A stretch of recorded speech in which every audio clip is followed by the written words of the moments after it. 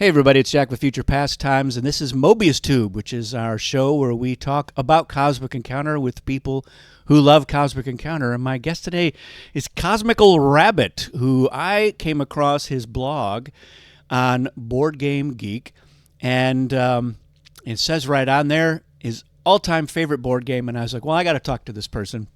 Because if there's one thing that I love doing, it's talking about Cosmic Encounter. And it helps if it's with somebody who actually likes Cosmic Encounter. It's just a more interesting conversation for me. Welcome to the show. And I want to ask you what motivated you to start this blog on Board Game Geek, and which it looks like you started it about a year ago. A little over a year ago, and just how you got into Cosmic Encounter and anything else that you want to say. Well, thank you so much for having me. I have been a longtime fan, and Cosmic Encounter is and continues to be my all-time favorite board game. It is the answer whenever someone asks me, you like board games, what's your favorite board game? It fires out of me as fast as possible, and I have to explain to them why it's amazing. And I started the blog specifically because I created a spreadsheet with all of my banned aliens and allowed aliens, and then I made a tab on that spreadsheet for all the expansions that I was inevitably going to get all of them, and I'm 2 down from all of them. But as I was playing, I was really interested in which aliens were winning, how they were winning, and the frequency thereof. And I also, not as early as I wished, but I would take pictures of the end of the board state. And I always thought that was fun because I could go back and look at them and see how did this game kind of come down. And some of the, as I'm sure you're aware, some of the most memorable games of Cosmic Encounter come down to that final encounter, that last hurrah that goes crazy. And so I just thought that would be really fun. So I had been collecting them. I had been, kind of hoarding them on my phone or on my computer. And I thought, well, Board Game Geek is this amazing site to be able to share your passion with other people that enjoy it. And it's also a record. And I like to be able to keep a neat record. So if my laptop completely dies, I can still go back to it and there's the pictures. So I just wanted to do that. But I was also inspired by some of the other contributors to Board Game Geek, in particular with Cosmic Encounter. I saw some of the table aids and stuff like that, and I thought they were super cool. I integrated one immediately as soon as I saw it. And then as I gained experience with Cosmic Encounter, I kind of amended it a little bit just to make it a little bit more complete for some of the expansions and stuff like that. And I've used it because I try to teach Cosmic Encounter to everybody who will allow me. And I find visual aids to be helpful, especially because I think that Cosmic appears to be more crunchy than it actually winds up being once you get into it. So people get scared of it once you set it up on the table. But if I have the little table aid that says, no, these are the phases, and this is how you know when to use your power or card, it kind of allows them to feel a little bit more comfortable in their space. And I've found it to be useful. And so, I just wanted to contribute to the community. Yeah. No, I agree 100%. I find that Cosmic Encounter is actually a almost absurdly simple game.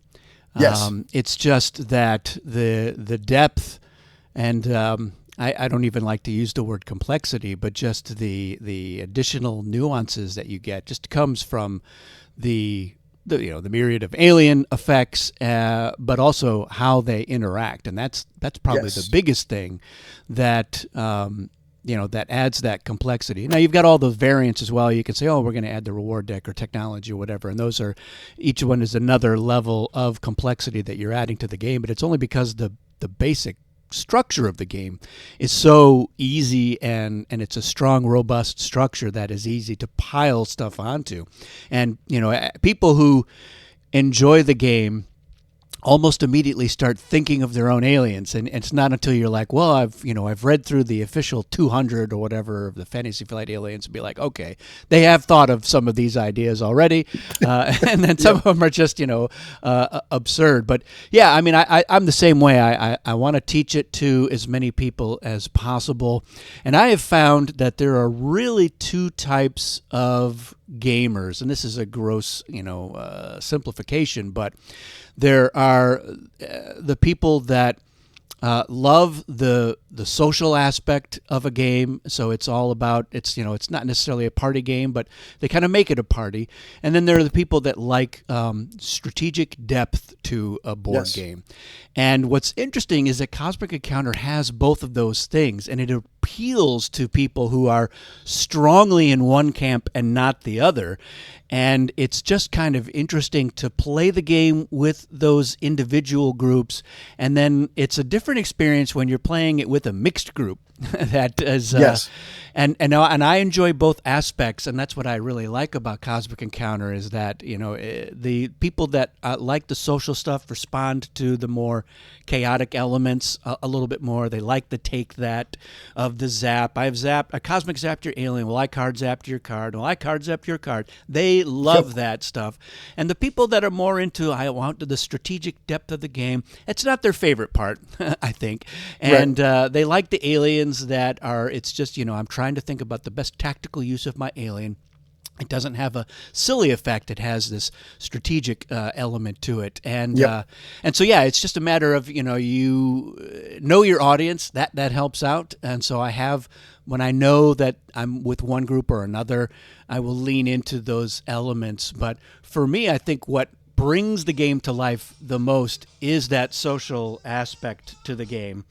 I totally agree. It's intimidating people and saying things like, look, if you make a deal here, I won't destroy, I won't play these other cards that are going to, harass you. And you could be lying and saying, all right, that person over there is the real threat. So we need to work together to stop them. And, that's the part of the game that I loved. And a story that I love to tell was when I was at Dice Tower Con, 6 or 7 years ago.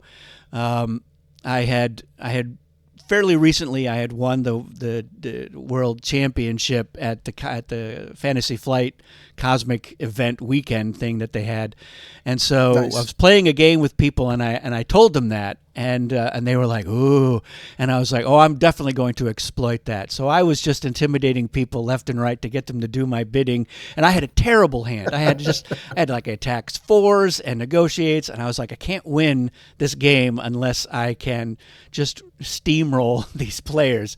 And every time, by the end, they were like, you were just playing us this whole time. I was like, I really was.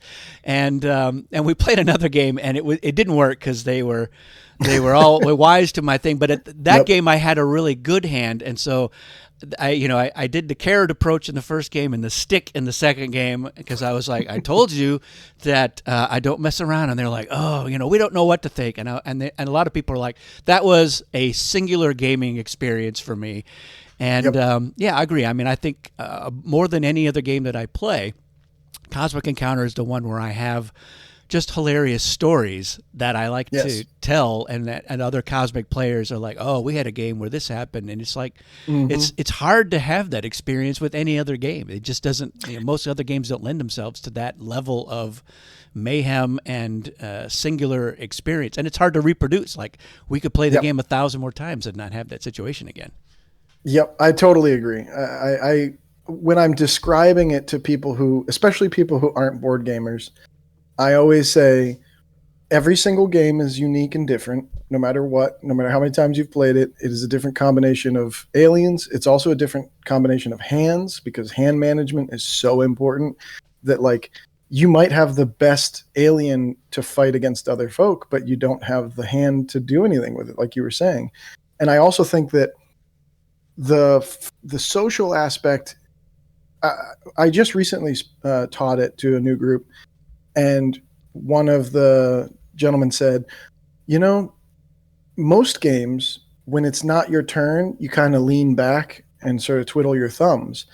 In this game, you're at the edge of your seat, looking around, trying to evaluate, trying to make deals, trying to like, hey, if you could bring me in as an offense, there's no downtime in a good game of Cosmic Encounter because everything's on the table. And I've definitely had situations where a player was down and out and everyone thought they were dead to rights, and then they swing and totally win the game at the last minute.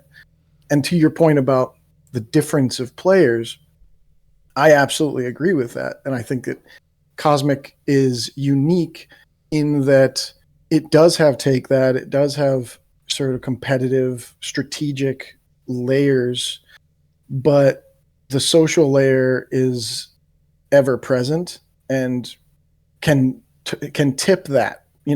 We've, since starting the game, we've always played with aliens face down and only on the reveal, and I think part of that is the strategy and part of that is the surprise factor. Yeah. And everybody gets an opportunity to kind of like huzzah, use it. And I've always, like, my wife and I were just talking about it. There's a lot of games where I either never used my power or I did not utilize it enough because I'm focused on mostly teaching it and giving everybody on board and understanding and the flow of the game, that I don't even really consider the competitive like the best thing to do most of the time. My wife is a fierce competitor and she will make sure that she plays whatever she can. She's nice to new players by all means, but she wants to win. So I everybody always dogpiles on me on accident because they think I know all the rules and that I'm perfect at it, not understanding that that's not how the game works. But yeah, I think that's one of the things that makes it so unique is that there is these two very distinct layers of the game, and they merge so beautifully with what you were saying, like the simple system that underlines it. I always tell people, like, can you count to 4? Yeah. And can you do addition? You know what I mean? Like, yeah.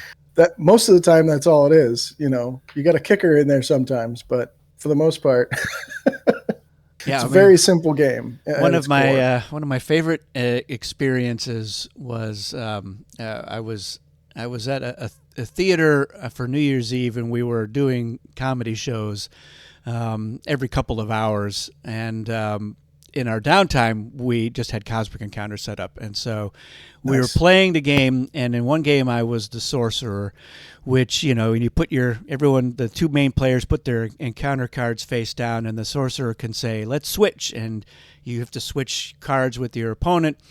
And I did not use my power to switch a single time in that game because I was like, I'm sure that they think we're going to switch, so they're going to play a lousy card, and I played a good card. And every time, they fell for it every time. They're like, I thought you were going to switch. And then they were like, well, he's like, he didn't switch last time, so he's definitely going to switch this time. And so I walked away with that game, having never used my alien, but it was just so funny, and just the reaction from the players. So they had the cards down, and they're looking at me like, yeah, I know what you're going to do. And then I was like, all right, reveal. And they're like, oh, I thought you didn't switch it again the whole time. We had 9 encounters. You never used that thing once. And I was like, well, I had a good hand. So that's part of it, is I can win, especially if you're going to play your lowest card. And so, and they were like, that was the best time I ever had, just losing horribly in a board game. And I was like, well, that's why I like this game. Even when I'm not winning, I'm still having a pretty good time. So yeah, I just really, that's why I'm like, it's a board game for people who like to have fun playing board games. That's one of the ways I describe it. And that the social aspect, which is funny, is that it's not really in the rules. It doesn't. The rules don't say you can do this and you should do this. And I think if they ever do another edition of the game, I think that's something that needs to be in there, just so that people are aware of the possibilities. And I think because again, you're building on a game that was published in '77, where the rule book was 4 pages long, and and they were like, we're trying to keep it as few pages as possible, and they managed it. And a modern, the modern rule book is like 28 pages or whatever. It's a lot longer, but even then, it doesn't get into, I think the heart of the game. And and so it helps when you have somebody who understands that, is the one that is teaching it, and you're not just saying, the dry mechanics of, phase, and that's all there is to it. Because it's almost hard for people to go, why is this a beloved game? I just don't understand, just from the rules, there doesn't seem to be anything there that makes me think, oh, I can see the sheer genius of the gameplay. You just have to experience it, and it's best experienced with people who do love the game, especially for the right reasons. Yes. Which is, fully subjective. But I think if you teach the game the way that you like to play the game, other people are more likely to play it that way. Yeah, I think I had mentioned this when we were talking offline, but we had, as I said, anybody that will sit down at a table, I will play this game with them. I will teach this game with them any day of the week. And we had taught our cousin how to play, and he loved it so much. Every time he'd come over to our house, he'd say, "Hey, can we play Cosmic Encounter?" And I said, "Yes." The answer is always yes. Doesn't matter what else we had planned. I will play Cosmic Encounter. And he recently graduated from high school, and he was going off to college. And he said, because we had introduced his friends to it as well, and they all seemed to really enjoy it. And so he said, "Hey, would you mind lending me your copy of Cosmic Encounter so that my friends and I can play it before, we all go off to college?"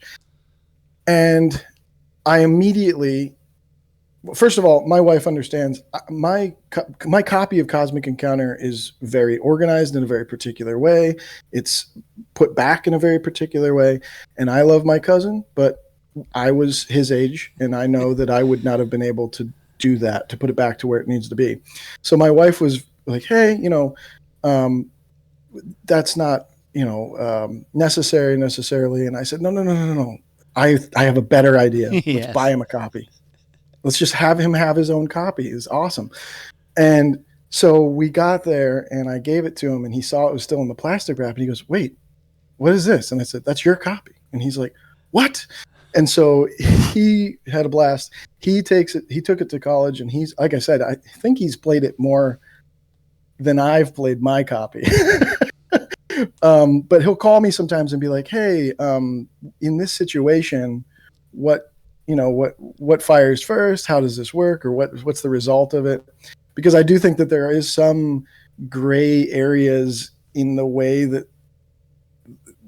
that's left up to interpretation, quote unquote. But yeah, if you've played it enough, you understand that the design is elegant enough that it really does have a solution. Like, there is a real reason. And I was wrong for a long time about a lot of things, like the force field. I had totally misread that as everyone's allies go home, not the allies you choose to go home. And when I found that out on Board Game Geek, I was like, holy crap, I'm doing it wrong. I've been doing it wrong. So it's possible to still get it wrong. But I do think that those sort of situations where, you guys are arguing about a rule, it gets resolved in a way that I think people acquiesce and understand and immediately go, "Yeah, okay, that's Cosmic Encounter. It's crazy." Yeah. Whereas other game systems, other rule systems, where you have to especially pull out that book all the time and like refer to specific examples or exceptions and stuff like that, that becomes really tedious. And I don't find that to really be the case in Cosmic Encounter. Most of the time, it's like, "Oh yeah, that's how it should be." Yeah. Well, part of part of the joy there is that most of those answers you would want to look for in the Cosmic Encounter rulebook are just not there. Yes.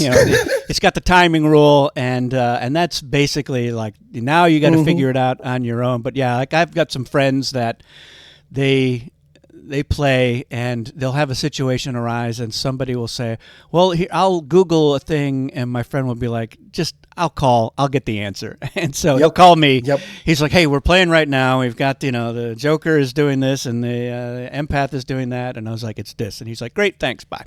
And so that he's like, they're like, "Wow, that was fast. You got the answer." He's like, "Well, I called the guy who I knew would know." So it was, it's been like that. But it's, and I think, again, like I always like like to speculate about what a second edition of the Fantasy Flight version of the game could entail, and I think you put a few more things into the rule book that are meant to help players figure stuff out for themselves. Just some concepts, and I think part of the issue too is that there hasn't been super great consistency with how the same effect has been worded on two different aliens or two different cards, and I think modern gamers, when they read that, well, this is worded slightly differently, and they think that had to be on purpose, therefore the effect is different somehow, and so that's what really troubles them or puzzles them. They're like, oh, well, it doesn't say that the old way, so I guess it must be something else, and they're trying to figure out what that is, and so that's a thing that I would love to fix one day. Is just like, all right, let's look at everything and go, these 20 things, these 20 aliens or whatever have a similar effect. It's worded 5 different ways. Let's pick the best way, and then stick with that. That would help out. But we played the 77 version, which again had a really short rule book, and there was no online anything for looking it up. You could write a letter to Jack Kittredge, and maybe it would show up in an issue of Encounter magazine, quote unquote, which was like a 4-page leaflet that they would mail out to people who bought it.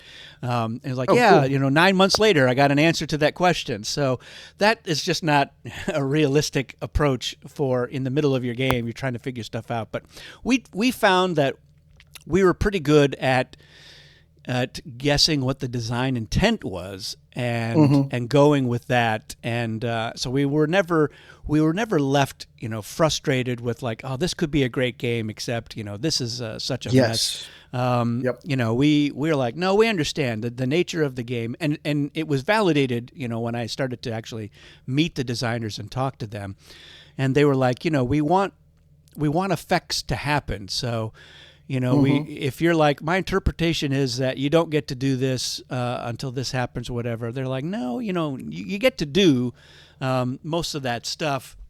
And they're like, do I get to see the card before? I know I'd have to zap you first, or like, no, you can see the card and know that you're using that zap effectively, and you're not like, I have to preemptively announce that I'm doing that. They're like, that's no fun. And so it was eye-opening to get that perspective from them and understand what it was that they wanted to get out of the game, and that has helped me resolve things and answer questions and go, I imagine that this is what the intent here is, therefore do that. And that, I think that helps. And I think ultimately it leads to a more fun experience.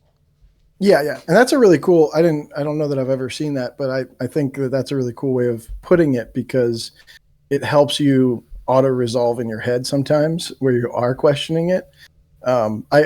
In those moments where I pick up the phone and I say, Cosmic Encounter tech support, it's generally because, whoever's in the encounter are arguing about that particular issue. But then once I, kind of go, oh, well, in this situation, compensation is due, whatever, then they're like, okay, cool. Thank you. And then it's onward, it's the motion of the game doesn't get mucked down or bogged down in those sorts of instances. It's just, okay, now we know, moving on, but the idea that the firing of the power is kind of the intended point makes a lot of sense, especially with, how integral the powers are. Yeah. I think the other side of the other side of that equation that I like to use is if what you're trying to do feels like a really fringy loophole exploitation, that's probably outside of the design intent, and that's something that I think I use more in Dune than I do in Cosmic Encounter. But every once in a while, it'll happen in Cosmic Encounter where somebody was like, oh, an example that I have is somebody, I think it was the Mayfair edition, and the alien was the silencer. And the way it was worded was like, you may use your power as somebody. The way it was worded is he interpreted it as you can only use your power when somebody is saying the word silence or something like that. It was just it was a very strangely worded, but it was the sort of thing where like, all right, technically what you're saying is true, but obviously that can't be how this works, because you would never get to use your alien, you know. Right. And so, as soon as someone knows that that's your alien, they'll never use the term again. Yeah. So it was just like, okay, that, and he was mostly making a joke, but stuff like that does happen where you're like, all right, yeah, I can see how you would interpret it that way, but surely you don't believe that was the design intent. And, you know, some very intractable people will be like, well, I don't know what the design intent is. Like, yeah, you do. It was not that, because that's nobody's idea of a good time. So, yeah, it's that sort of thing. And I think that's a guideline that I like to use with people, where they're like, you know, this seems a very abusive interpretation of how you can do this. Sure. And I don't think that the original designers or whoever designed this alien, don't think that's what they had in mind here. Right. But it's a good example of, no matter how many times you look at how you've worded something, you know, you're staring at the forest, so you don't always notice the individual trees. And so, yeah, I mean, I'm as guilty of that as anybody. And, you know, and I'll say, you know, when like something from like Cosmic Odyssey came out, and then somebody on Board Game Geek pointed out, you know, this is absurdly worded, and I was like, yeah, well, I guess we didn't really catch that. And I was like, but I blame the playtesters, because that's what I tell them. I was like, you got to look at this wording, because I've been staring at it for, you know, months, and it just doesn't mean anything to me. But no, it is ultimately my fault. I could sometimes shift the blame to Fantasy Flight, because they do sometimes change the wording.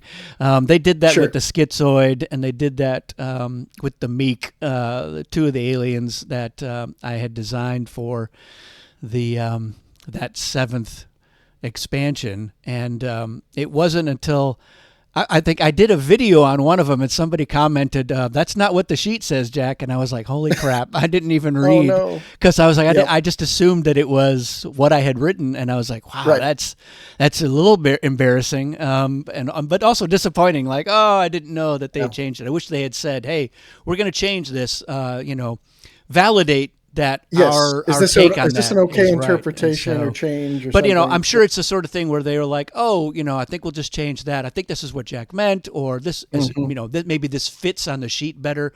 Who knows? There's 100 different reasons why they would tweak something. And, you know, I'm not a Fantasy Flight employee. I'm not part of their QA.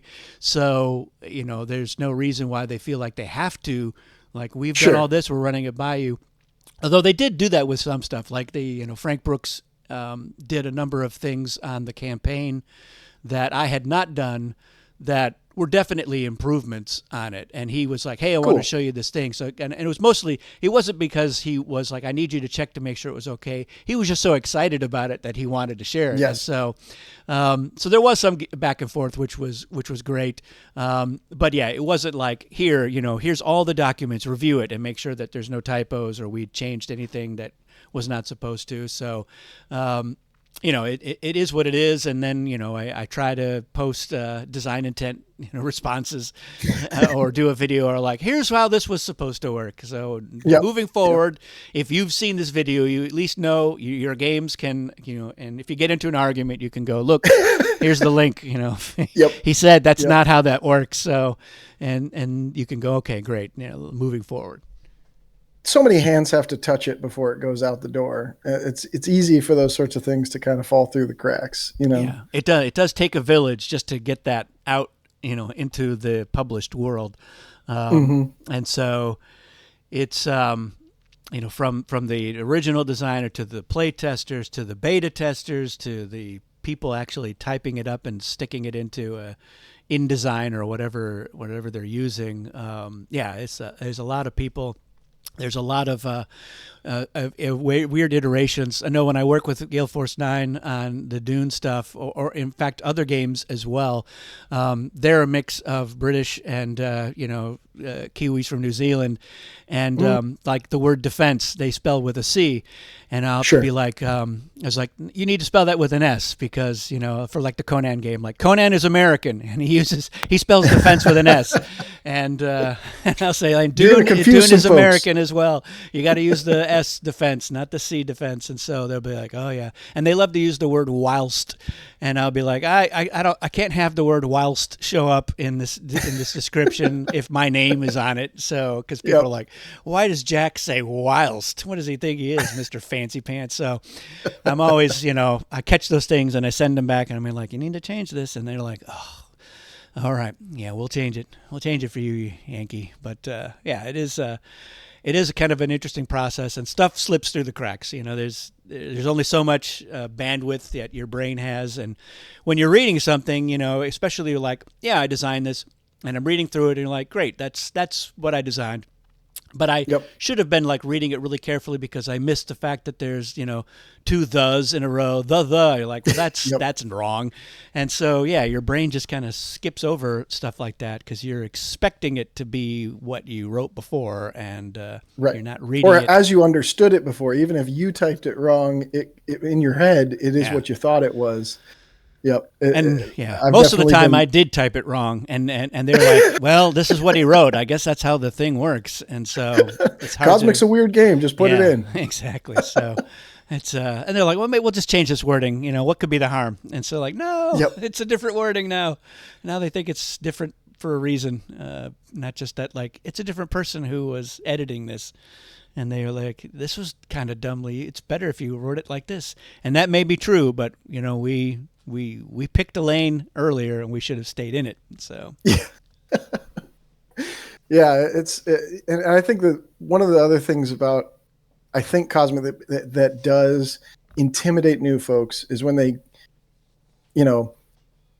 I generally will deal out 3 aliens to everybody, and then let them choose amongst those before we start. And I think that when they see the large paragraph, they're like, oh no, what is this game that I'm getting into? And I always just try to bring it back down to the simplest, common denominator. Okay, see the orange at the bottom, that's where you can use that power. See the mandatory, the optional. So it lowers the barrier for them. Oh, okay, this paragraph is only necessary in these specific times or locations and stuff. But I do think that the only way that works is because of the basic engine being as simple and as elegant as it is. One of the other things that I think makes Cosmic unique, and again, it was one of those things that I knew, but like when I teach it to a new person and they point it out, I'm always like, yeah, you get it. And it's the Destiny deck, because other games have the Kingmaker problem. Other games have piling on, issues where, alliances off the table become a little bit more egregious inside the mechanics of the game. But the Destiny deck, everyone's equal. Everyone's capable of getting that gate pointed at one of their planets. And I think it helps make the game fresh, and you never know, if I let this guy get a victory, he's going to get another encounter, and then he could win in this moment, or the other person could, ally with them in this situation. It's just the possibilities space in that one encounter winds up being so interesting that you can't help but kind of lean into it, Yeah, I agree 100%. So let me ask you, did you have any questions for me? Because you had teased up that you were curious about some things, and I'm happy to get into that as well. So I think what we had talked about offline was I have traditionally, I have all the expansions that I do, but I haven't had a lot of opportunity to get them onto the table because I don't want to have that cognitive overload.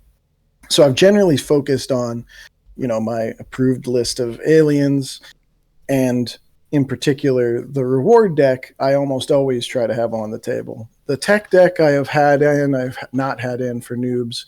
I think it works sometimes, especially with people that are board gamers. I think the tech deck isn't, a bridge too far. But I was going to ask you is, what are your preferred, add-ons, expansions, and stuff for both noobs, but also for veterans as well? Yeah, I mean, we did a week or so ago. We did a tabletop simulator invitational game of Cosmic with some fans who wanted to get a chance to win the promo combo cards and pink spaceships. So we had a bunch of people sign up to play it, and I said, "Look, I'm going to curate the aliens and the variants, and you'll see what it is when you get in." So I knew that. That everybody playing was pretty familiar with Cosmic Encounter. There was one guy who said he hadn't really used very many of the variants, but he was up for whatever. So I was like, great.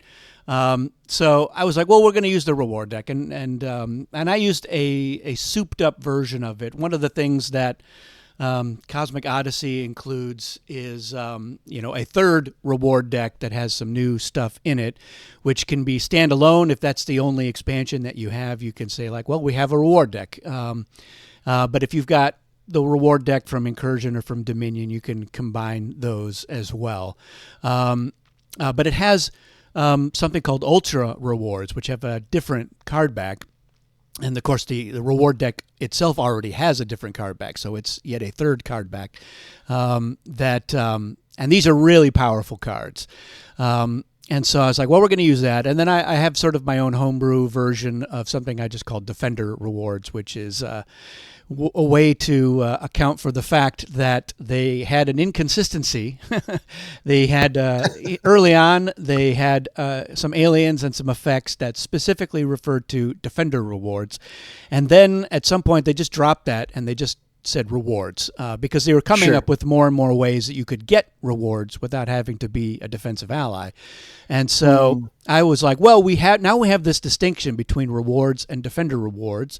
So I just invented a new card back color, a fourth card back, and these were defender rewards, which you could only get if you were a defensive ally. So that was, and it was an interesting, at one point in the game, there were people who could get rewards, but they couldn't go to the reward deck because the top card was a defender reward and they weren't defensive allies. And so they were like, curses, we can't get to those cards. So I was like, yeah, we're going to have that. But the other variant that I included was Evolutions, which was another new one from Cosmic Odyssey. And it is it's something that makes your ship resources more important. Because I think a lot of longtime Cosmic players will say cards are more important than ships. You're going to get your ships back, and there are other effects, and you only need one ship on a foreign, planet in order to have that colony. So you can win the game with 5 ships. So I was like, I want to make ships more important. So the Evolutions, they introduce some effects. In some cases, you have certain things that are normally taken for granted are no longer true. So things like you can invite players to be an ally, and so that starts the game turned off. You can't do it. But you have, just like with technology, every regroup you can put a ship next to one of these evolutions, and they'll have effects like, as long as you have at least one ship here, you can invite one player to be an ally. And if you have 2 or 3 ships, you can invite any number of players. So you have to do that. But then there are 3 other evolutions, and so one of them might be you can't play flares, or you can't play artifacts, or you can't be an ally, or you only get 1 encounter on your turn until you have a certain number of ships that you have placed each regroup next to these evolution cards. And a lot of them will have like, all right, you've hit the threshold where it's the normal rules. You can invite however many players, or you can be an ally and you can bring, the normal number of ships. But if you have evolved even farther, like with if you put 4 ships here or 5 ships here, you might get a new effect that normally is not true. Like you can ally with 5 ships rather than 4, or you can force players to do something in addition. So the ship resources become really important. And some of the evolutions are just new effects, like you add to the value of a reinforcement or something like that. And so that every regroup you're having to make this decision about do I have enough ships to do what I want to do, and Sure. do I start taking them away? I'm like, all right, my turn is going to be over, so I don't need to worry about getting a second encounter, so I can start taking those ships off of that evolution, or I don't have any artifacts, so I don't care about that one for now. I'll research it later if I I'll evolve later if I have an artifact or I draw one. So it adds a really interesting new tactical dynamic to the gameplay, which is it's easy to understand. And it makes you a little more thoughtful about your ship resources overall and how much you're willing to risk. And we had a guy who for the whole game was only allying with 1 ship because he just didn't. He wanted to put his other resources somewhere else. So he's like, Sure. I'm only going to bring 1 ship, and that's really all I can do. So yeah, I thought it was a really interesting dynamic. It is pretty simple. I think moons are pretty simple too.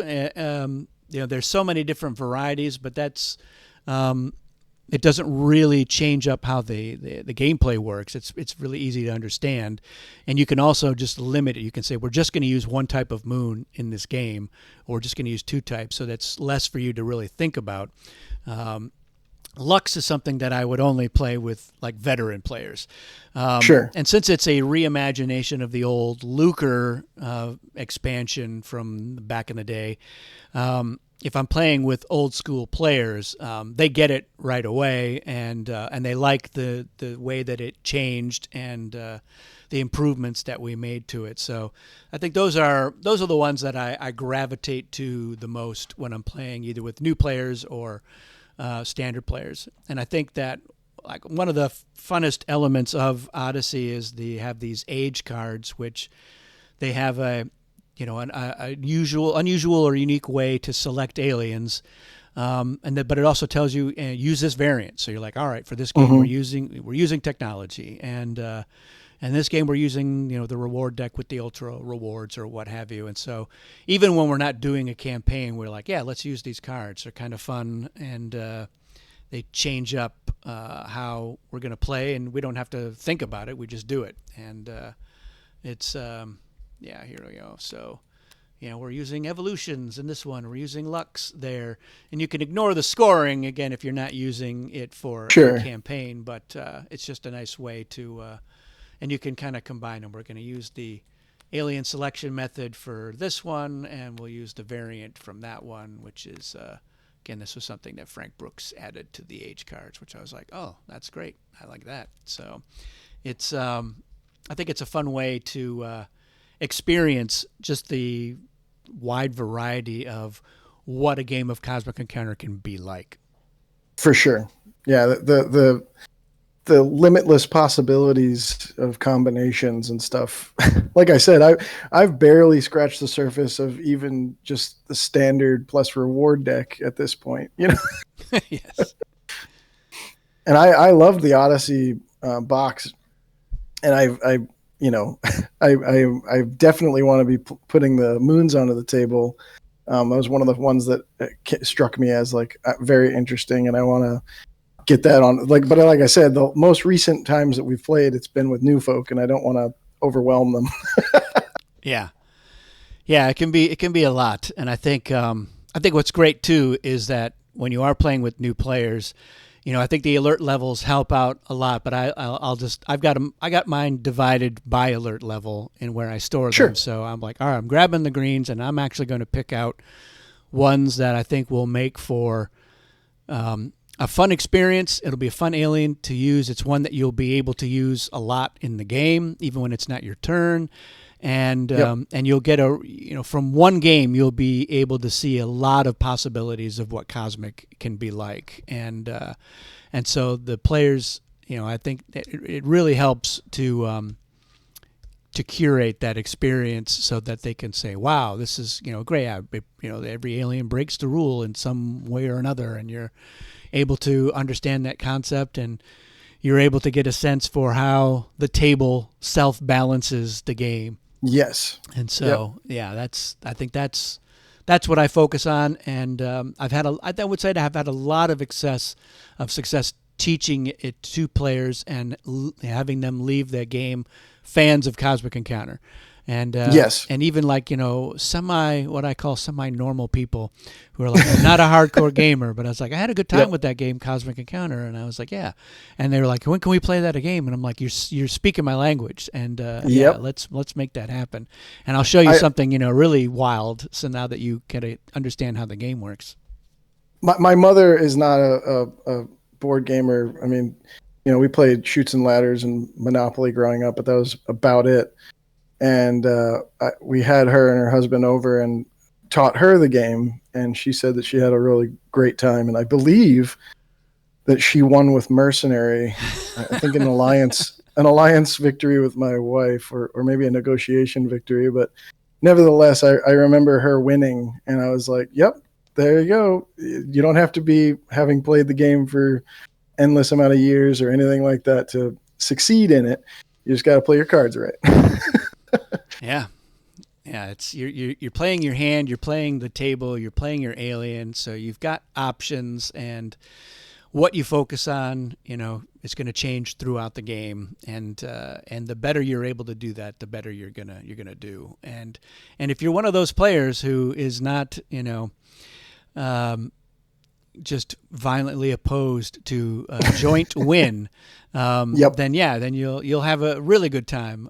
But if you're like, I want to win alone or not at all, then you're probably not going to win, and it's probably going to be a longer game if anyone else shares that sentiment. So I've always been like, I would much rather share the win than share the loss, and I've always been very opposed to it.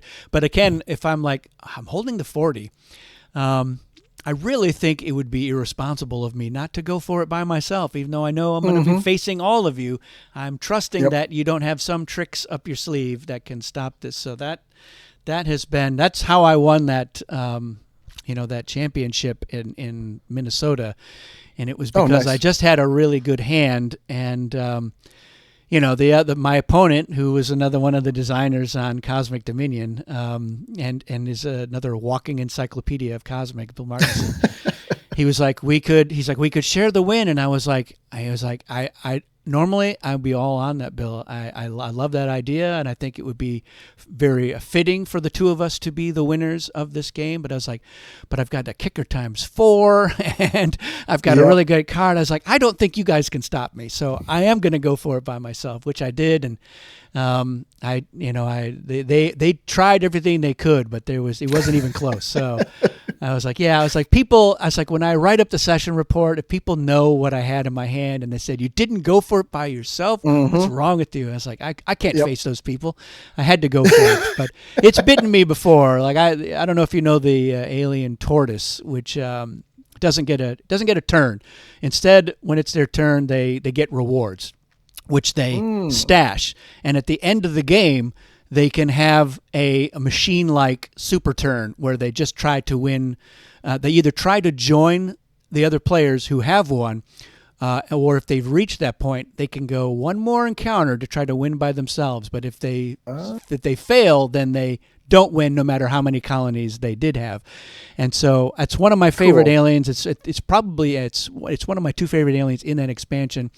And every time I play it, I have been in that situation, and I'm like, I have to go for it. And I rarely pull it off because everybody's like, we will crush you. And we have to stop you from winning by yourself. So, but that's what I love about the game. I was like, I love that it's giving me that tough choice, and I really want to. I want to go for the gusto. So that's how I play.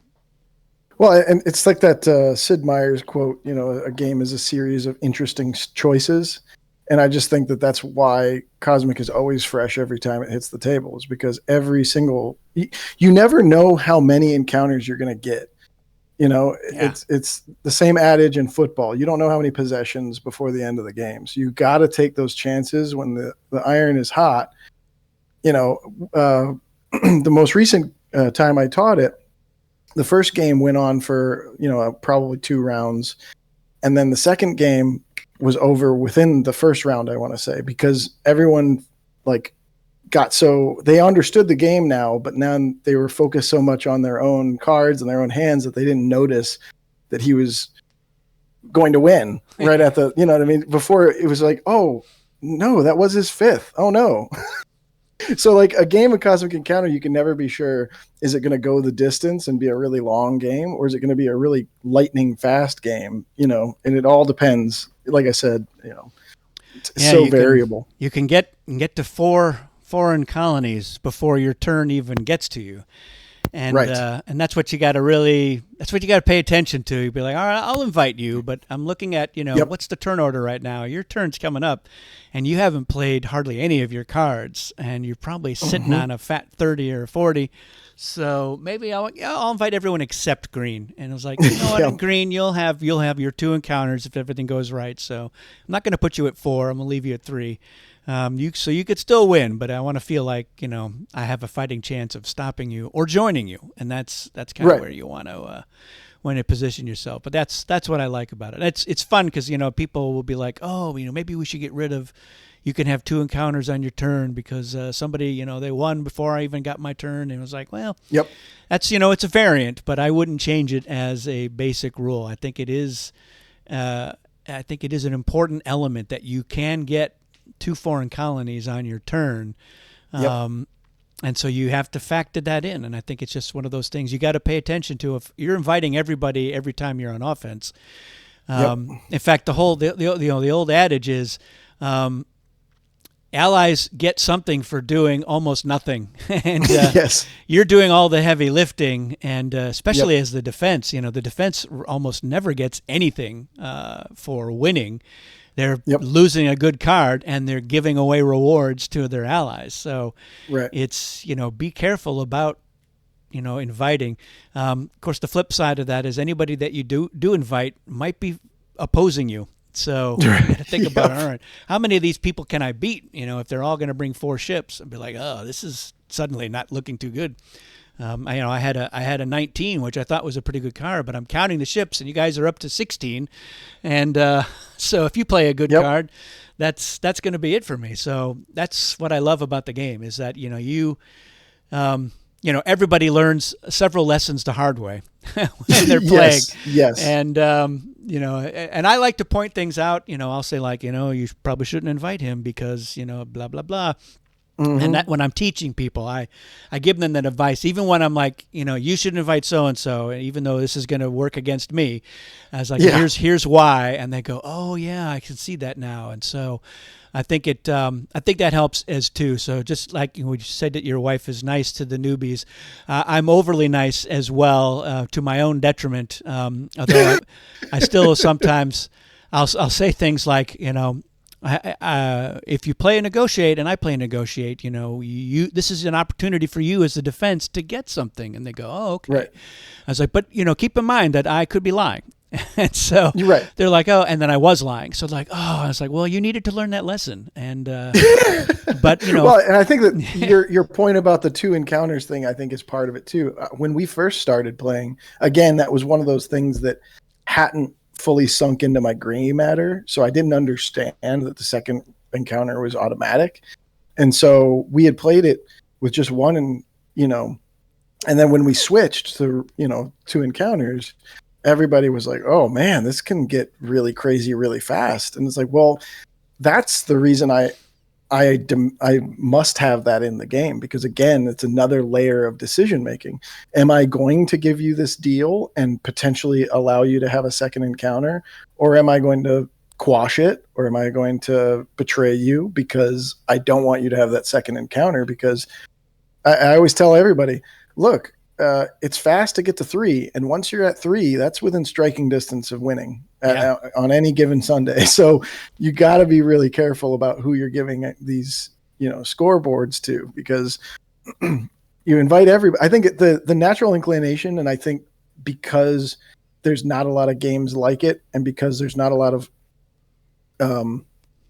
Alliances in board games come in a lot of different varieties, but I think Cosmic Encounter, in my opinion, does it the correct way, because alliances are always good beneficially, but at the same time, it's a risk. You're just like what you were saying, you're giving them potentially really good cards. You're potentially giving them their next step towards victory.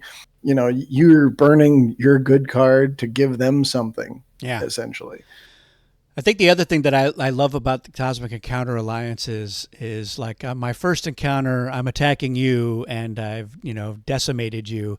But on my next encounter, I'm attacking someone else and I'm like, hey, why don't you come help me and we'll give you a foreign colony. And so it's very fleeting.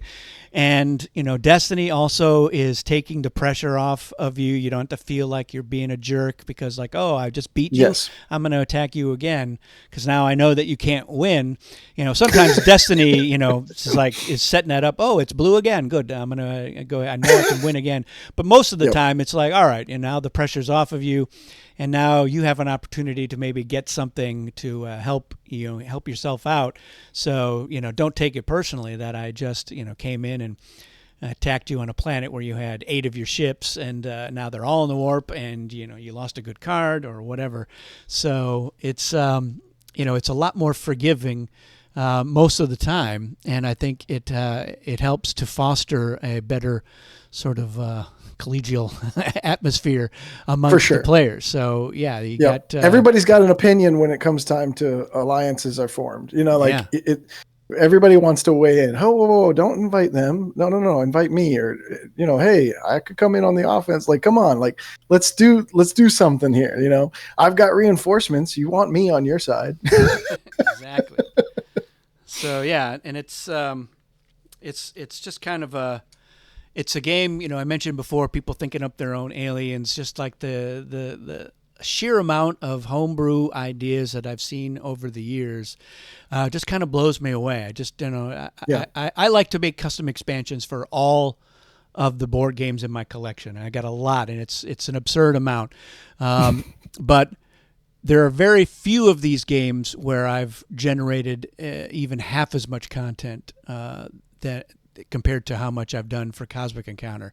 I had to start a whole website because I had so many homebrew ideas. There was another guy, my friend Aaron, who he had a website, and one of the pages was, Cosmic Encounter stuff, and he posted a bunch of variants that people had come up with, and I kept sending him variants, and at a certain point I was like, he's going to get really tired of hearing from me because I haven't even scratched the surface. It's the tip of the iceberg on stuff, and I've been kind of doling it out, like I'll wait a month and I'll send him another one, and I was like, I'm just creating work for him, so I was like, I got to make my own page. I'll put everything up there. I'll duplicate what he's got so that we've got a central location for as much of it as possible. But even then, it's hard to keep up just because I see stuff on Reddit and on Board Game Geek and people on the Cosmic Encounter Discord creating their own stuff, and people email me stuff. They're like, hey, here's something for the warp. And I'm like, oh, I haven't updated the warp in 3 years, so I don't know when that's going to get on there. But it's just, I love it. And I think it's, it's really what got me into board game design. It was just designing these things and then finding ways to make better looking components so that we could use them. And we're in a golden age now where you can make really professional variants and extra stuff for your game. And so I've got stuff that they can't even, like one of my really enthusiastic Cosmic friends was looking at some stuff, and he's like, what expansion is this from? I don't even recognize it. I was like, I just made that. And he's like, oh my God. He's like, it looks just like the other stuff. And so I love that. And have you ever dreamed up some stuff and kicked around some ideas? I'd love to hear about that. Yeah, I've always thought about it, but I've never actually sat down to like formalize my thoughts on it, because I always kind of what you were saying, where there's so much. Whenever I pass it out, everybody's like, holy crap, this is a large stack of aliens. And I'm like, yeah, that's not even all of them. Like there's a bin of sorrows in the Odyssey deck of the ones that don't get played, except for when my cousin says, hey, let's play with all the banned ones. And I'm like, yes, let's do it.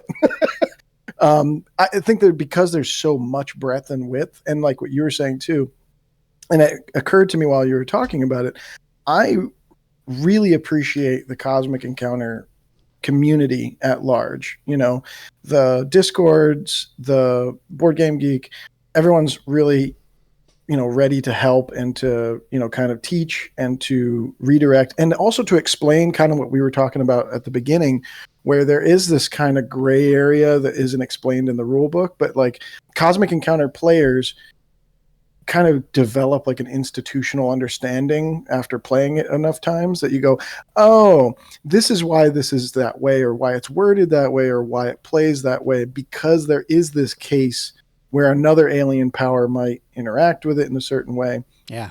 And so I think because of the wide breadth and width of what's already out there, I've never really felt the need to like sit down and go like, okay, I want to design my own alien. I've gotten ideas that come up, but like, oh, that'd be kind of cool. But like, I just sort of shrug and go, well, I'm sure that if I search through the deck or maybe get the expansions I don't yet have, it's probably already in there. And if it ain't, it probably is on the Warp or in the, you know, Board Game Geek or on somebody's blog or something like that. I think I told you before, I have always loved game design and I've always been interested in it. And so, you know, Cosmic Encounter, I think, also is so fascinating as a game design because of this juxtaposition of really firm, elegant, simple base engine and then incredibly in-depth, you know, crazy, wild powers that then there's this third section, which is the social aspect that considers the balance between them. You know, hey, he's zombie. We can't let him get a runaway. You know, hey, you know, we got to stop them before they get their, you know, their hand to a certain, or even tortoise or anything else. Like that's one of the reasons why I find it to be so fascinating and why there's so much depth that I have never really needed to sit down and go, all right, it's time for me to design something. I've always taken inspiration by all of them and the way that the game's actual engine works. But as far as I was concerned, I was like, hey, I'll be happy if I make a table aid that's useful. Like I made one for setup because there are times where I forget a thing. Like, hey, does anybody at the table have a, you know, game setup in their alien? Oh, you do? Okay, let's do that now because I always forget that. Yeah, and checklist later is on, a I good feel idea. bad. Yeah. Yep. So like, I'll do that. I'll make a table aid for the setup or from the phases and stuff like that because that's kind of how I nerded out and to contribute. But I've been just happy with and in awe of what's already in the box.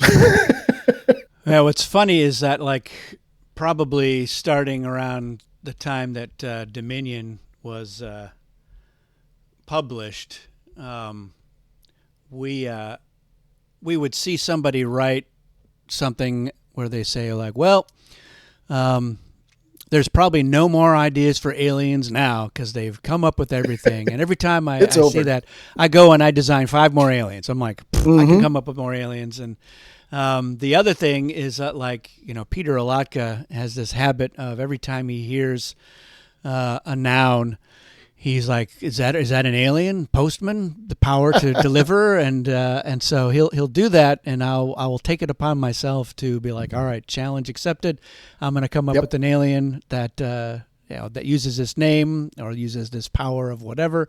And so, and then I created this spreadsheet of every possible effect in the game, and then like all the aliens, and a little checkbox like, all right, this alien, you know, adds a colony, or gives you a card, or retrieves a ship, or does something with reinforcements. And so I'm looking at it and like, all right, and it's like, well, there's only, you know, like 2 aliens that do something with Destiny. I was like, let's come up with another Destiny alien. Or I'll be like, all right, are any other aspects of the game that don't have an alien? I'm like, got to come up with something that interacts with that. And so I think that, you know, there's over 2,000 aliens in the Warp's database, and it's, you know, I haven't added new aliens since, you know, Eons was published, but and there's some overlap. There's like, you know, there's every version of the Filch is on there.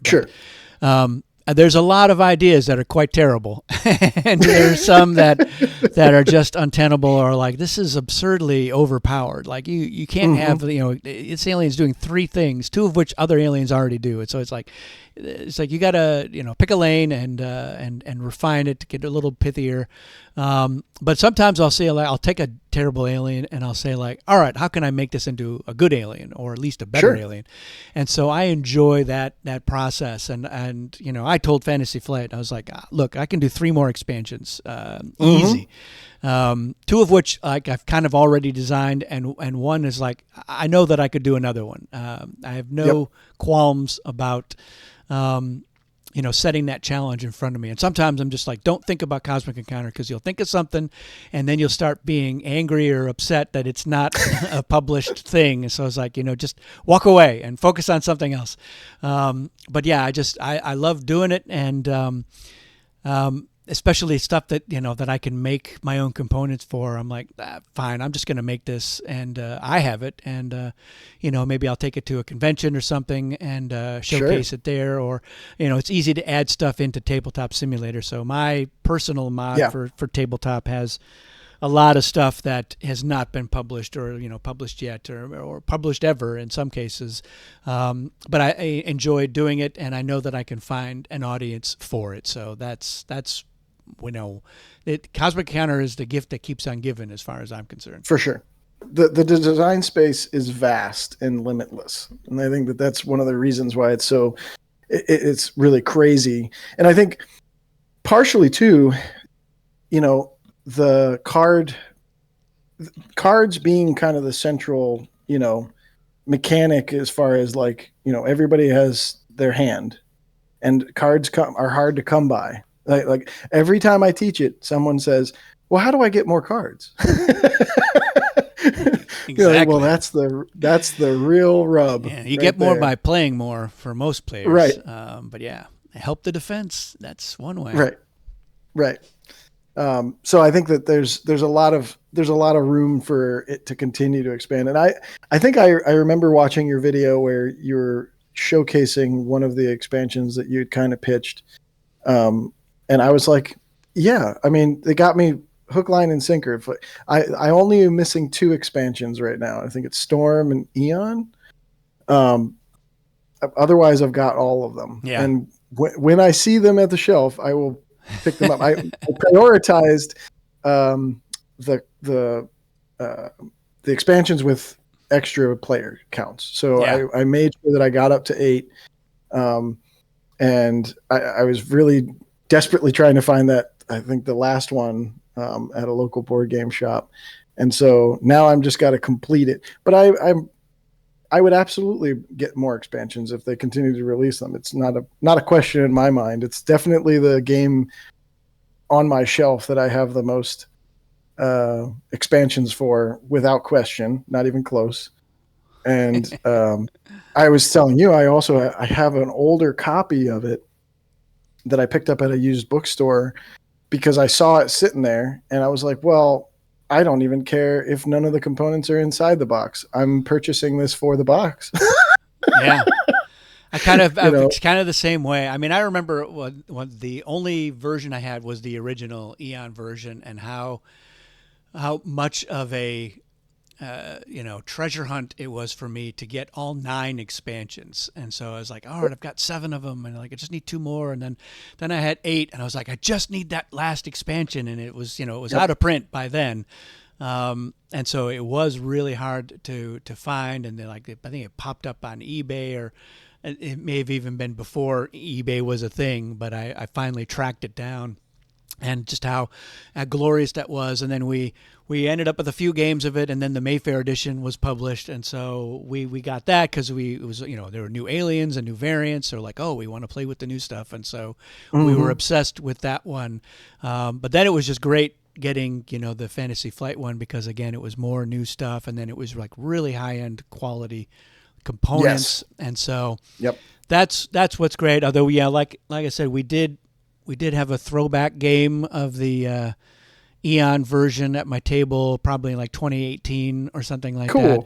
And I was like, all right, let's try the original experience and that immersion with the Dean Morrissey art, and just like we're using these tokens, and we've got the the hexagons with the white planets, and they're like, this is really weird. I was like, yeah. It's like, but they're like, but we can see that, like, if you were sitting down in 1977 or 79 or whatever, playing this, you would be just like, this is the craziest game ever. I didn't even think games like this were possible.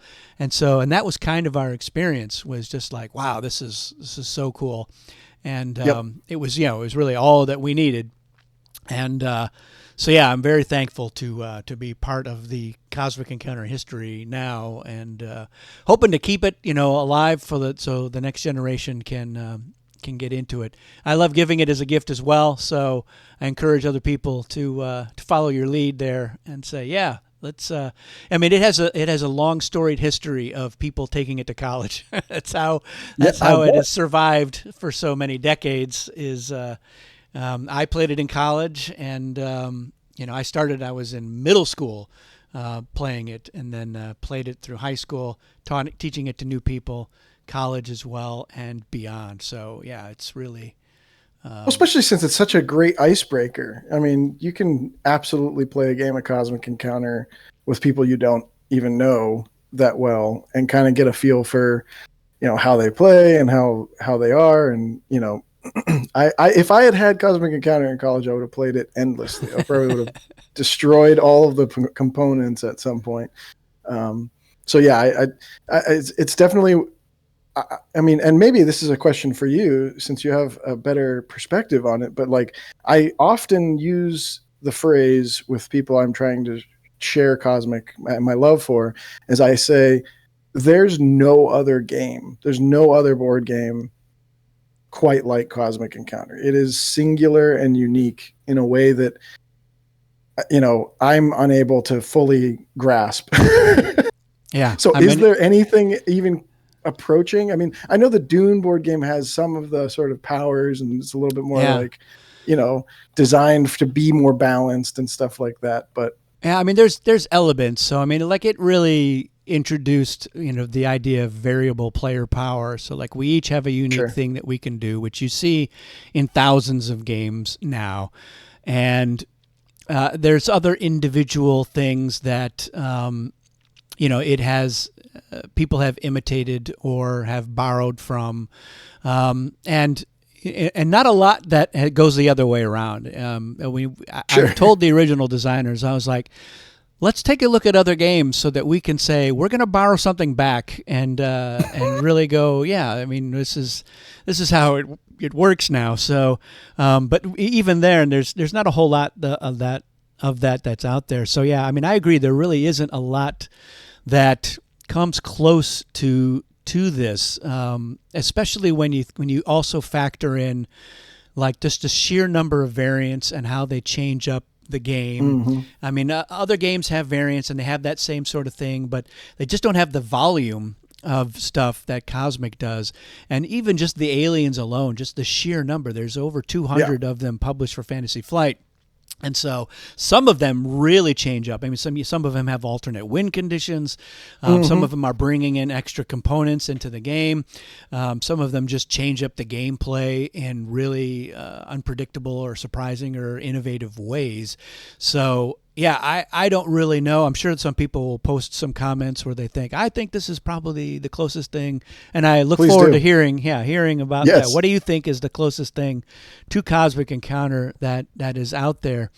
And because I don't know. I don't know what I would say. Like I said, I mean, you can be like, yeah, this game has this part which is similar. You're like, okay, yeah, it's got the multiple players could win element, or the idea of alliances, or maybe something that's similar to the Destiny deck where you're not just picking who you want to pile on, or you've got like flares, like that's kind of a unique thing where flares are huge. We didn't talk about that, but that is another one of those aspects. I just love that, you've got this card that you can play, but if you got the one that matches your alien, you have to use the other effect, but it actually is making your alien power stronger.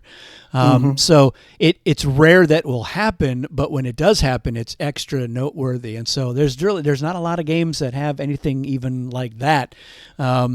And so, yeah, I can't think of anything that comes close. I mean, I want to start thinking about what are the other games that I like a lot. And like Nemesis. I love Nemesis.